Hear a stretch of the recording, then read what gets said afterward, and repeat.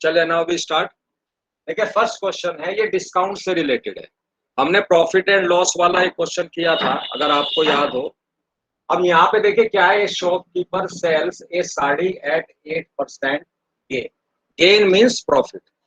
एक शॉपकीपर है, उसने साड़ी जो सेल करी है 8% प्रॉफिट पे की है, and a sweater at 10% discount. Sweater जो सेल किया है वो 10% डिस्काउंट पे किया है, गेटिंग ए सम ऑफ ₹1008। दोनों को सेल करके उसको जो रुपीज उसने अर्न किए हैं वो है 1008। अब मेरी बात सुन लीजिए, देखिए प्रॉफिट हमेशा किस पे होता है? सीपी के ऊपर बेस होता है। सीपी में अगेन आपको बता देता हूँ, CP means cost price. Cost price means जिस रेट पर कोई भी शॉपकीपर किसी प्रोडक्ट को परचेज करता है वो कॉस्ट प्राइस होती है। शॉपकीपर जो प्राइस पे करता है किसी भी प्रोडक्ट के लिए उसको हम बोलते हैं कॉस्ट प्राइस। और जिस पर हम लोग एज ए कस्टमर परचेज करते हैं शॉपकीपर से उसको हम बोलते हैं सेलिंग प्राइस। ओके, अब देखिए यहाँ पे एक वर्ड आ रहा है डिस्काउंट। तो डिस्काउंट कभी भी सेलिंग प्राइस पे नहीं दिया जाता। डिस्काउंट दिया जाता है मार्क्ड प्राइस पे या लिस्ट प्राइस पे। देखिए मैंने लिखा हुआ भी है, find cost price of sari and list price of sweater. LP means list price, इसको आप मार्क प्राइस ही बोलते हैं। एमआरपी आपने देखा होगा, जो भी चीज आप परचेज करते हैं उस पर लिखा रहता है एमआरपी इज दिस। वो हमें पे नहीं करना चाहिए शॉपकीपर को। एमआरपी मीन्स होता है मैक्सिमम रिटेल प्राइस। तो कोई भी आप चीज खरीद रहे हैं एमआरपी पे मत परचेज करिए, क्योंकि वो मैक्सिमम रिटेल प्राइस होता है। ठीक है, तो उसको आप मार्क प्राइस बोल दीजिए या लिस्ट प्राइस बोल दीजिए, दोनों सेम है। तो हमें जो शॉपकीपर डिस्काउंट देता है, आपने देखे होंगे 1 के साथ 1 फ्री, 25% डिस्काउंट। तो डिस्काउंट हमेशा वो देता है जो मार्क प्राइस है। जैसे शर्ट आपने परचेज करी तो शर्ट पे लगे रहते हैं ना लेबल से, इतनी कॉस्ट है इसकी, तो उसके ऊपर डिस्काउंट देता है आपको। तो हम क्या लेंगे, जो हमें निकालना है, साड़ी की सीपी मीन्स कॉस्ट प्राइस। तो आप लिखेंगे let cost price of sari is ₹X। मैंने ये एज्यूम कर लिया कि साड़ी की जो कॉस्ट प्राइस है वो X रुपीज, और जो मार्क प्राइस है इसका स्वेटर वो ₹Y। आप इसको मार्क प्राइस भी बोल सकते हैं, लिस्ट प्राइस भी बोल सकते हैं, दोनों सेम, लिस्ट प्राइस और मार्क प्राइस। ठीक है, क्योंकि डिस्काउंट दिया है स्वेटर पे, तो मुझे डिस्काउंट हमेशा मिलता है मार्क प्राइस पर या लिस्ट प्राइस पर। ओके, इसलिए मैंने स्वेटर का लिस्ट प्राइस या मार्क प्राइस आप एज्यूम किया है, सीपी नहीं किया है। चलिए अब देखिए, सेल माने आप जानते हैं क्या, साड़ी एट 8% गेन। अब आप बता सकते हैं गेन कैसे निकालते हैं। जैसे कॉस्ट प्राइस है X रुपीज साड़ी, और उसने जो सेल की है वो कितने गेन पे की है, 8%।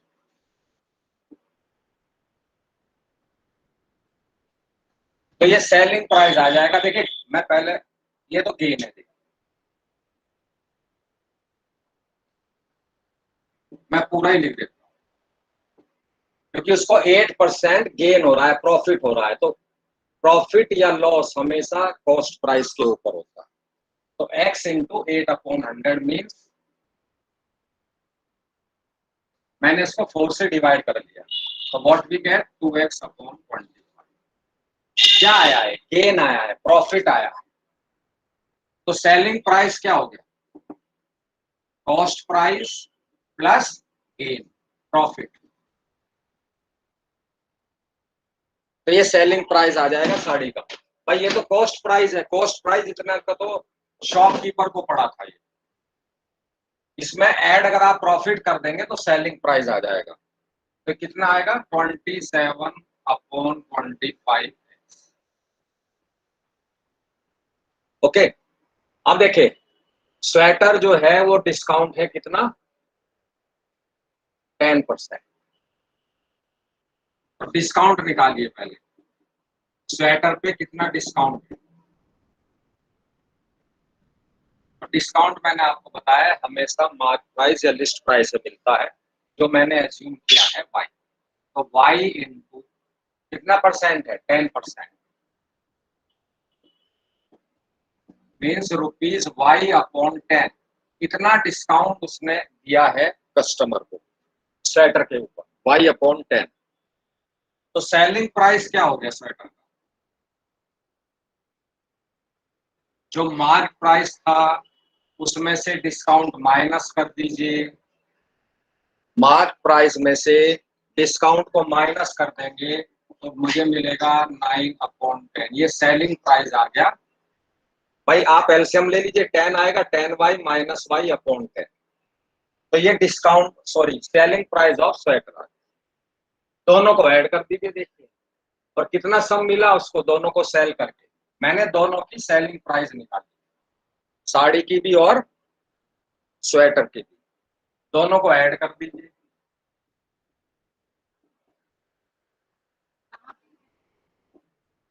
अब कितने में सेल करी है दोनों चीज, ये फर्स्ट इक्वेशन। अब देखिए सेकंड केस में अगर नहीं समझ में आ रहा है तो देखिए सेकंड केस में समझ लीजिए। अब उसने जो सेकंड टाइम साड़ी सेल करी है वो 10% प्रॉफिट पे।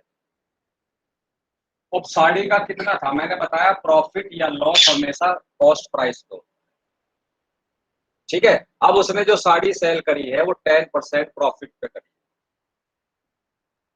तो प्रॉफिट ऑन साड़ी कितनी हो गई है, cost price into 10/, means ₹X/10। ये प्रॉफिट है साड़ी के ऊपर जो शॉपकीपर अर्न कर रहा है। अब हमें निकालना है सेलिंग प्राइस। सेलिंग प्राइस क्या होगा, सीपी प्लस जो प्रॉफिट ले रहा है वो शॉपकीपर, एक्स ये कॉस्ट प्राइस प्लस प्रॉफिट, कितना हो गया 11/10। ये मैंने सेलिंग प्राइस निकाला है साड़ी। अब देखिए डिस्काउंट अब स्वेटर पे हो गया 8%, तो मैं अब सबसे पहले निकाल रहा हूं डिस्काउंट ऑन स्वेटर।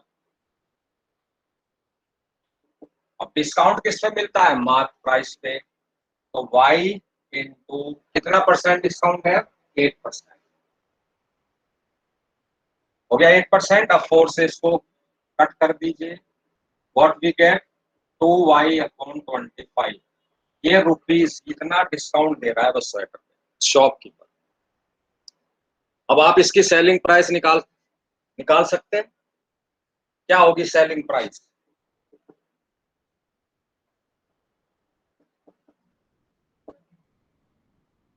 डिस्काउंट किसमें से देते हैं, लिस्ट प्राइस में से, मार्क प्राइस में से। तो y mark price minus, please mute कर लीजिए, और इसमें से डिस्काउंट माइनस कर दीजिए, मार्क प्राइस माइनस डिस्काउंट।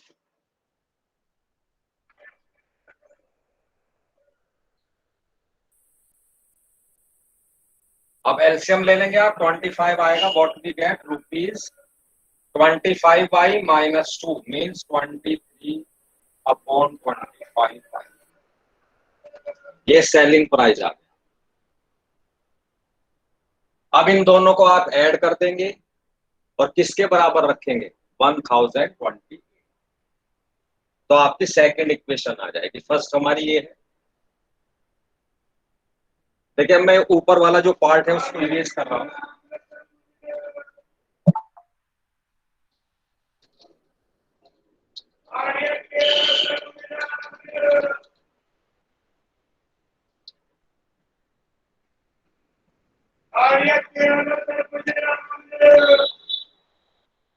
अब दोनों के सेलिंग प्राइस देखिए, सेलिंग प्राइस ऑफ साड़ी कितना आया था हमारा 11/10x plus selling price of sweater कितना आया था,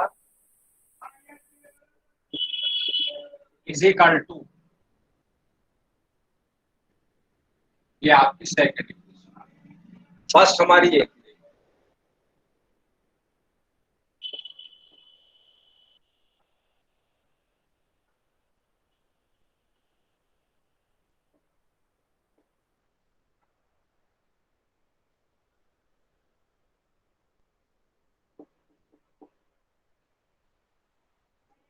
अब इन दोनों को आपको सिंपलीफाई करना है और x और y की वैल्यू निकालनी।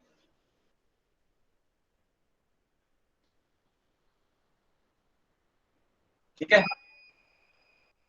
अब या तो देखिए यहां से दो मेथड है, या तो आप इनका एलसीएम देखें, दोनों का 50 आ जाएगा दोनों इक्वेशन में, इनका एलसीएम ले लीजिए, टू इक्वेशंस आपको मिलेगी, उसको सिंपलीफाई करेंगे।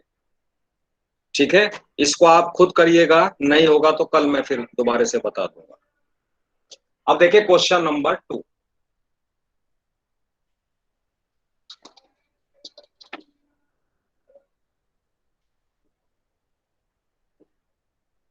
when 6 new boys were admitted and 6 girls were left in the class। एक क्लास है, उसमें से 6 न्यू बॉयज एडमिट हुए हैं और 6 गर्ल्स ने जो है क्लास को लेफ्ट कर दिया, मतलब छोड़ दिया। तो मैं इसमें लिखा है कि 6 boys new admitted in the class and 6 girls left the class।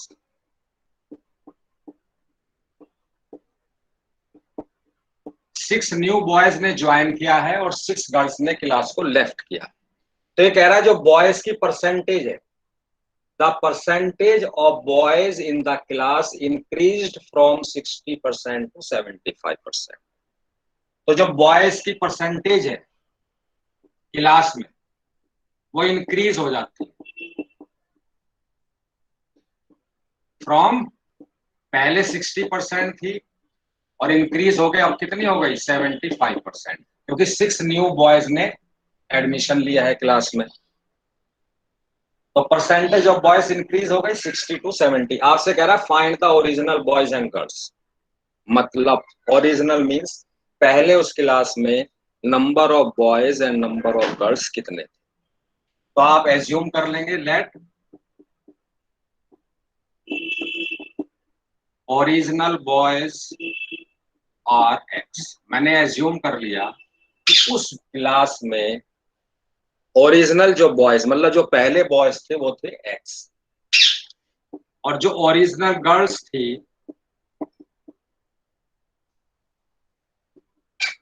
वो थी वाई। ये मैंने एज्यूम किया है कि 6 न्यू बॉयज एडमिट होने से पहले और 6 गर्ल्स लेफ्ट करने से पहले जो उस क्लास में number of girls are x, number of boy number of girls are y and number of boys are x. तो टोटल स्टूडेंट्स कितने हो गए इस क्लास, पहले कितने हो गए भाई, बॉयज प्लस गर्ल्स। ठीक है, तो ओरिजिनल स्ट्रेंथ ये थी क्लास की। इसके बाद अब देखे 6 बॉयज न्यू आ गए और 6 गर्ल्स ने लेफ्ट कर दिया क्लास। तो सबसे पहले बॉयज की परसेंटेज कितनी दी हुई है 60, जब ये कंडीशन ओरिजिनल। ठीक है, तब percentage of boys in the class is 60%। तो आप बता सकते हैं कि बॉयज परसेंटेज कितनी हो, कैसे निकालेंगे। देखिए नंबर ऑफ बॉयज थे पहले x upon total number of students in the class, ये बॉयज की रेशो आ गई। कितने बॉयज थे एक्स, टोटल स्टूडेंट कितने हैं आप क्लास में एक्स प्लस वाई ओरिजिनल जो थे, और इनकी स्ट्रेंथ क्या थी ओरिजिनल बॉयज की क्लास में 60%। तो इस बॉयज परसेंटेज हमको दी है, तो 60 upon 100 is equal to x upon, अब क्रॉस मल्टीप्लाई करेंगे आप, या इसको पहले स्टैंडर्ड फॉर्म में कर लीजिए, तो उसे मैं डिवाइड कर रहा हूं। तो what we get 3/5 is equal to x/x+, cross multiply 5x is equal to, अब 3 की मल्टीप्लाई देखे दोनों से होगी तो 3x प्लस 3y। अब 5x minus 3x 2x is equal to 3y। यहां से देखिए मैं x निकाल लूंगा, सब्स्टिट्यूशन से करूंगा इसको, ये मेरा x आ गया। अब ये x की वैल्यू सब्स्टिट्यूट कर दूंगा सेकेंड इक्वेशन में, जो सेकेंड कंडीशन दे रखी, ठीक है। ये तो सब जब ओरिजिनल था, ये तो सब जब वो है, जब ओरिजिनल बॉयज x थे, ओरिजिनल गर्ल्स y थी, टोटल स्टूडेंट उस टाइम क्लास में x+y थे, और उस टाइम बॉयज की परसेंटेज 60% थी, तो 60% is equal to number of boys upon total number of students. ठीक है, क्रॉस मल्टीप्लाई किया मैंने, ये मुझे मिला।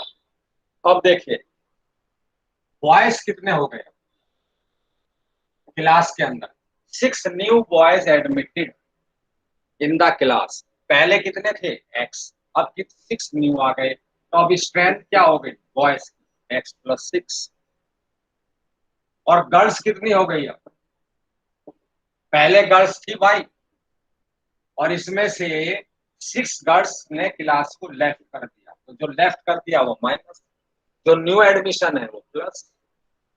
अब देखते हैं टोटल स्टूडेंट्स अब कितने रह गए क्लास के अंदर, दोनों को ऐड कर दीजिए, x+6 प्लस y-6। मतलब ये है कि total strength of the class की वही है जो ओरिजिनल थी, x+y। लेकिन अब बॉयज की जो परसेंटेज है वो कितनी हो गई, 75%। पहले 60 थी, अब कितनी हो गई 75%। ठीक है,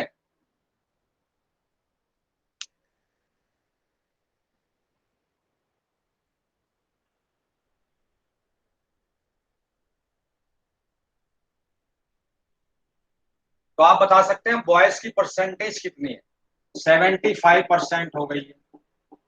अब नंबर ऑफ बॉयज कितने हैं, x+6, and total number of students अब भी वही है, x+1। लेकिन यहाँ पे हमने x रखा था, अब यहाँ पे बॉयज 6 इंक्रीज हो गए तो x+6। अब इसको मैं इरेज कर रहा हूं।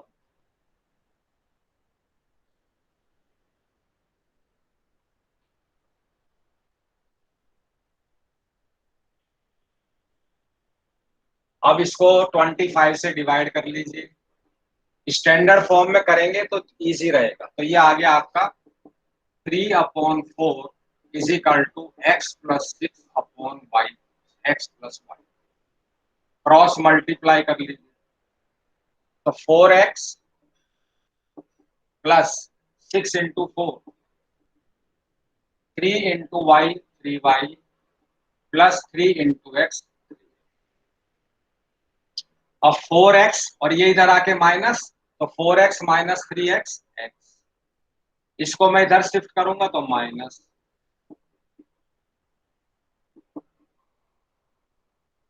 अब यहाँ इसको देखिए, दोनों इक्वेशन को मैं सब्स्टिट्यूशन से कर रहा हूं।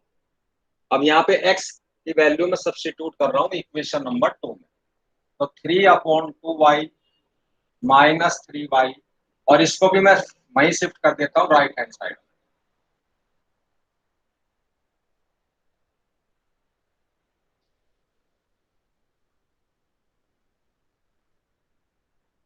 अब देखिए एलसीएम लेना पड़ेगा, 2 आएगा, तो 3y minus 6y plus 3 - 6 -3y/2। अब माइनस से माइनस काट दीजिए, क्रॉस मल्टीप्लाई करिए, 3y is equal to 2 × 24 means y is equal to 48/3 means 60। अब y हमने क्या एज्यूम किया था स्टार्टिंग में, नंबर ऑफ गर्ल्स, तो नंबर ऑफ गर्ल्स कितनी थी ओरिजिनल, 60। पहले उस क्लास में 16 गर्ल्स, अब ये जो y की वैल्यू है वो आप किसी भी एक इक्वेशन यही रख दीजिए जो अभी हमने निकाला था। क्या सब्स्टिट्यूट किया था? x इज इक्वल टू, अब यहाँ पे y की वैल्यू रख दीजिए 16। तो x कितना आ गया? 24। Means original number of boys कितने थे पहले क्लास में?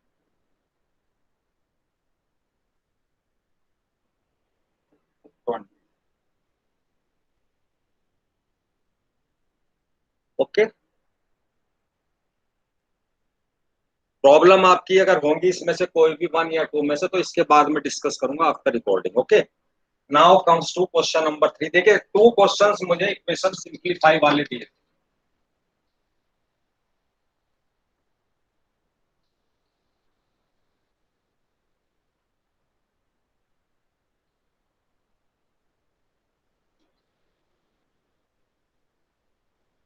Question number 3, 1/2 into 3x plus 2y plus 12/7 3x minus 2y is equal to 1 upon. First equation is, second is 7/3x plus 2y plus 4/,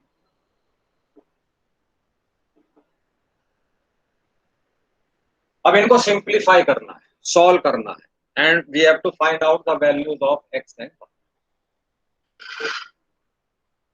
इस तरह के तो हमने बहुत क्वेश्चंस किए थे फ्रैक्शन में हो। तो आप देखें क्या लिखते हैं, late 1/3x plus 2y is equal to capital A and 1/3x minus 2y is equal to capital B। मैंने ये एज्यूम किया है कि 1/3x plus 2y is equal to capital A, 1/3x minus 2y। अब देखिए इक्वेशन नंबर 1 आपको मैं एक साइड में करके दिखा देता हूँ। ये है 1/2। इसका क्या मीनिंग है? इसको ऐसे तो लिख सकते हैं 1/2 इंटू 1/, इसको लिख सकते हैं ऐसे। और ये मैंने क्या एज्यूम किया है? ए। तो क्या आ गया ये? 1/2 इंटू ए मीन्स A/, तो इसकी जगह देखिए अब मैं क्या लिख रहा हूं, A/। सिमिलरली इसको देखेंगे आप, तो क्या मैं लिख दूं इसको 12B/7 इज इक्वल टू 1/2। इसको भी ऐसे कर लीजिए 12/7 इंटू 1/3x माइनस 2y। इसको मैंने b लिया हुआ है तो 12/7b। अब देखिए सेकंड इक्वेशन क्या है, 7a plus 4b is equal to,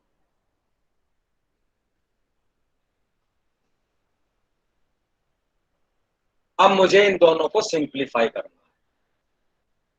आप चाहें तो फिर इनका एलसीएम, इसका फर्स्ट इक्वेशन थर्ड इक्वेशन का आप एलसीएम ले सकते हैं क्योंकि ये फिर फ्रैक्शन में। तो इक्वेशन नंबर 1 देखिए, इसका क्या आएगा एलसीएम, 2 and 7 14। तो यहाँ पे आएगा 7a और यहाँ पे क्या आएगा बताइए 24b is equal to half. मैंने एलसीएम ले लिया है इक्वेशन नंबर 3 का 14। तो इधर तो 7a और इधर क्या आएगा 12 इंटू 2। Yes. तो 7a plus 24b is equal to, cross multiply करेंगे 1/2 इंटू 14 मीन्स 7। अब इन दोनों इक्वेशन को आप सिंप्लीफाई कर,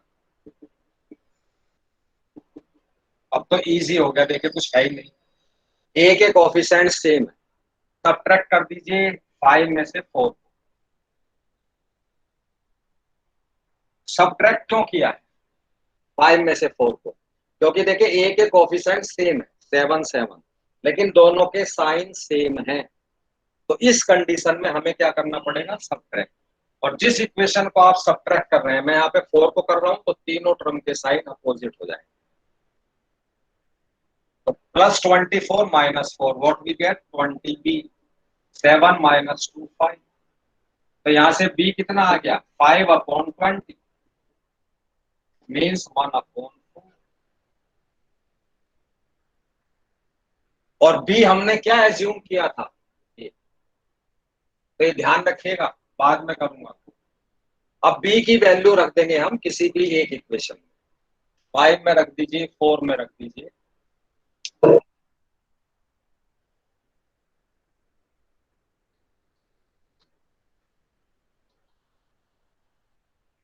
अब मैं b की वैल्यू निकाल रहा हूँ, a की सॉरी, तो रखिए मैं रख रहा हूँ 4 में, तो 7a plus 4b and b की वैल्यू है 1/4 इज इक्वल टू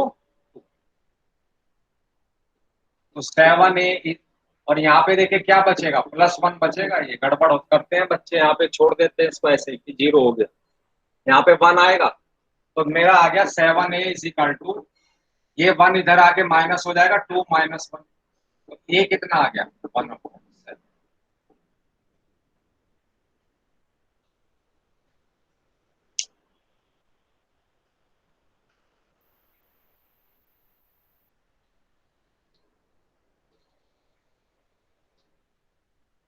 अब देखिए a मैंने क्या एज्यूम किया था 1/3, तो इसकी वैल्यू क्या आ गई 1/7। फिर क्रॉस मल्टीप्लाई करिए, तो 3x + 2y is equal to 7। ये इक्वेशन आ गई आपकी में, जो हमें सिंप्लीफाई करना। सेकंड क्या आएगी, इसी को देखे क्रॉस मल्टीप्लाई करके दिखा देते, क्रॉस मल्टीप्लाई, तो what we get 3x - 2y is equal to 4। अब 6 और 7 को सॉल्व कर दीजिए, x और y आ गया। दोनों को क्या करना पड़ेगा, देखिए +2 - 2 ऐड कर देंगे, तो 3 + 3 6x इज इक्वल टू 11। कर लेंगे इसको। चलिए अब मैं रिकॉर्डिंग Yes. बंद कर रहा हूँ, फिर आपकी प्रॉब्लम डिस्कस करते हैं।